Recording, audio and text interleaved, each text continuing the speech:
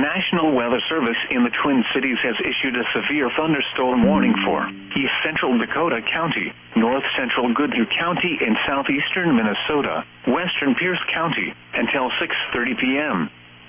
At 5:40 p.m., a severe thunderstorm was located over Hastings, moving southeast at 10 miles per hour. Expected hazards include 60-mile-per-hour wind gusts and half-dollar-size hail. This is a radar-indicated threat. The following impacts are expected. Hail damage to vehicles is expected. Expect wind damage to roofs, siding, and trees.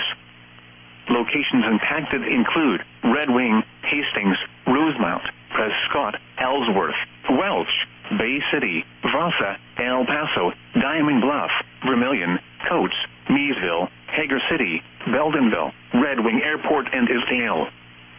Seek shelter inside a well-built structure and stay away from windows.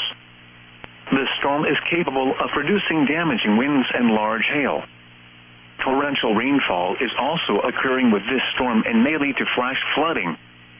Do not drive your vehicle through flooded roadways.